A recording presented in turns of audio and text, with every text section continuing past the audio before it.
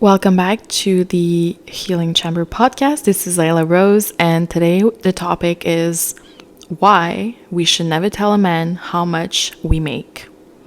So a lot of times, I am very open here on this channel about, money topics and normalizing wealth for women. And I talk about money a lot, right? But what I notice is that it is very masculine to identify our value to our career and money, right? And this is something that, and I'm not shaming or blaming women, I'm just exposing a truth. So as women, we are forced into a system that is patriarchal, that was built by men for men. And then we get shamed for being masculine. Like, obviously, if you've been in this system or, you've been working, a career and you've been established or you've been working on a business, you're going to come off as very masculine, which is normal because these are the traits that you need to amplify and embody to start your business. Obviously, there are ways to do it in a more feminine way, which is something that we talk about a lot here. But even if you do it in a feminine way, it is a normal thing, especially if you're, married and you start your online business, like in your free time, and then you start to get all these sales to get, excited and happy. But what happens on an energetic level, if you start to tell your man how much you've been making online, like, oh my God, babe, I made like 10 grand last month. Like, can you believe that? And you're just like, you think your husband is going to be happy for you, which he's probably going to be, he's not going to be like, fuck F you. Like, obviously he's going to be happy for you if he cares about you, but then he's going to feel useless because he's going to be like, well, if she makes 10 grand a month and this is the amount of money, or, I give her less than that, or this is the amount of money that I've been giving her, then she doesn't need me anymore.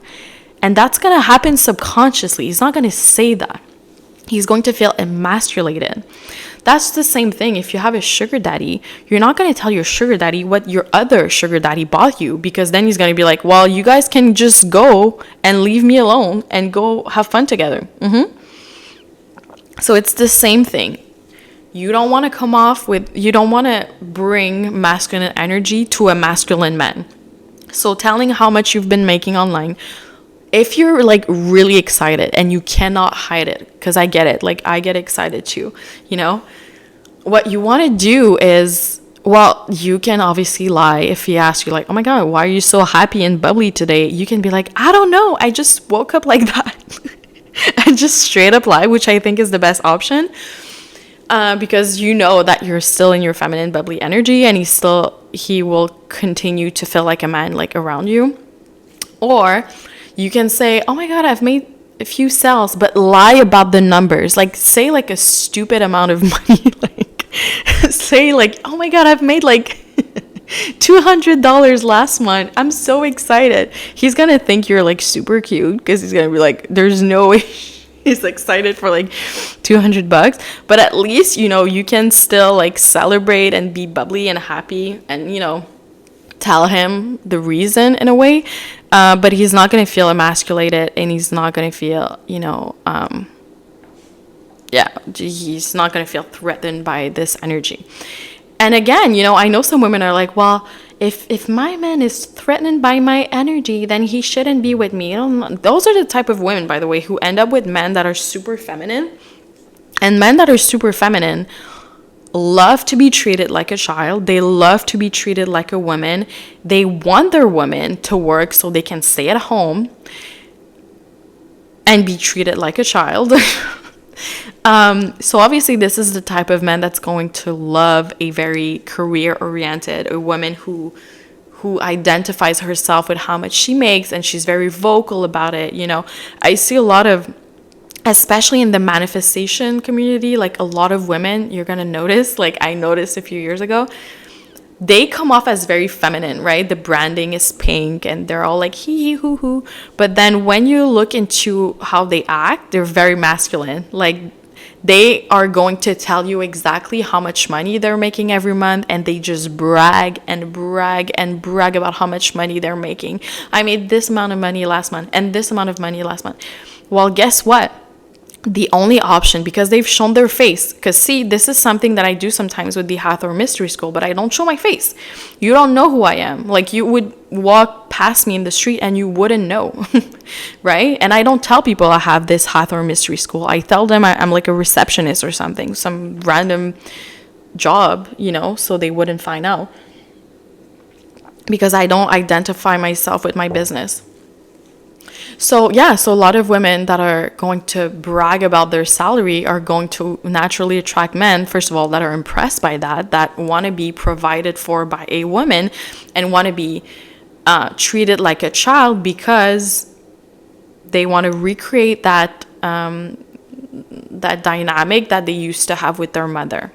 And they haven't gone through this initiation between being a boy and a man.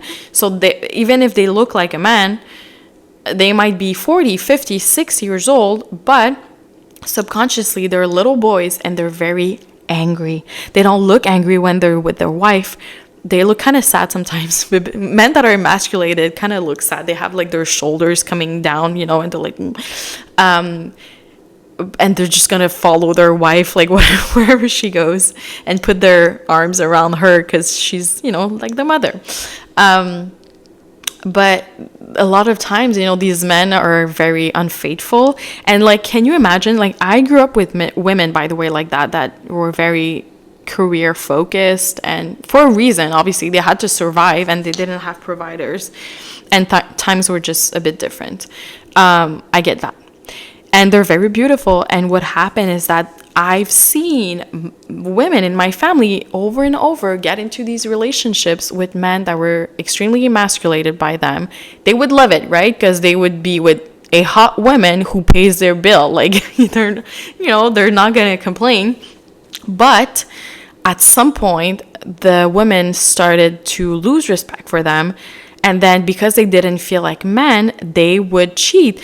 And the thing is, like, can you imagine, like, paying a man's bills for him to cheat on you? Like, while you're paying his bill, while you're paying his phone bill, like, you know, his bills, you're helping him build his credit so he can provide for the women he actually wants to be with. And women that are like, that's not true. Like, you know, I know that this couple, they've been together for like whatever, like 30 years, and, you know, the woman is the provider and blah, blah, blah. First of all, the men, if you look at them, like, the man is usually like, has like this little boy, you know, type of attitude. And he never fulfills his life purpose. He never creates a legacy. Some of them are not necessarily like angry, but they're just like, it's like a very disempowered version of themselves. Like, you can see how disempowered they are, you know, and they never get to accomplish what they are here to accomplish. So they have to reincarnate over and over before they get it. So yeah, and for a lot of them, they do get angry because they don't like who likes to be disrespected, you know, especially for a man, like to be disrespected by your woman in front of other people, because that's what they do. A lot of times these women get so like disrespectful, but it's subconsciously. So they start to become disrespectful in public. So they belittle their husband in front of other people. They're very condescending, but that's what's happening. It's the energetic behind it. All right. So if we go back to the beginning of the relationship, or in the dating talking phase, you know, if you're a woman and you talk about money and business ideas and how much money you're making and go, business, you know, you're setting yourself up for failure, because you're going to be either with a man that's very feminine, who's going to take advantage of you, who's going to use your money to build himself, build his credit, to talk to younger women, the women that he actually likes, by using you. Or you're going to be repelling a very masculine man, because he's going to be like, you know what? She's got everything figured out. Obviously, I have nothing to bring her. Like, there's nothing for me to bring. Obviously, it's subconscious. He's not going to say that word for word. but he's going to ghost you. He's gonna stop calling. He might, he might be physically intimate with you, but then he's gonna like hit it and dip and like leave. He's not gonna stay there because he's not gonna feel needed. So this is the main reason why we should never tell a man how much we make, because it never ends well. And don't be fooled by these manifestation coaches, being like, there's nothing wrong being a provider. They're just trying, and they feel the need to be vocal about this because they feel the need to defend this wound, which is fine because everybody has their own life. But obviously, if you're listening to that and you haven't gone into a relationship like that, like, trust me, like, I'm helping you avoid many, many years of unhappiness and misery, because it doesn't start like that. Obviously, sometimes it might even take a few years, but it always happen, and it's not fun for everybody involved, and you're actually blocking your blessings. You're blocking your husband, your real husband, from coming into your life, and you're taking care of a man-child. Like, who wants that? But again, when we come back to Hathor, goddess Hathor, within the Hathor Mystery School, back in, not mine, the one 5,000 years ago, Hathor, the queen would own, real estate and gold and jewelry, but the man was the provider, like the king, the pharaoh. Even with the queen's money, like, he was the provider.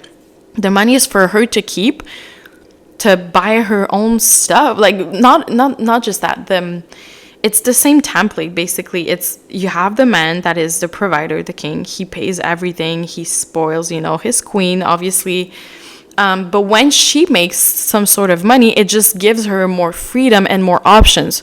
For some, like, just as an example, like, if the king dies, obviously she's going to have his inheritance, she's going to have his money, but she's also going to have her own as well. Or if she feels the need to leave the marriage because for some reason the guy is a piece of crap and he's abusive, then she has money. I call it the self-love stash, which no one should know about, not your friends, not your husband, nobody knows. It's your money, it's for you.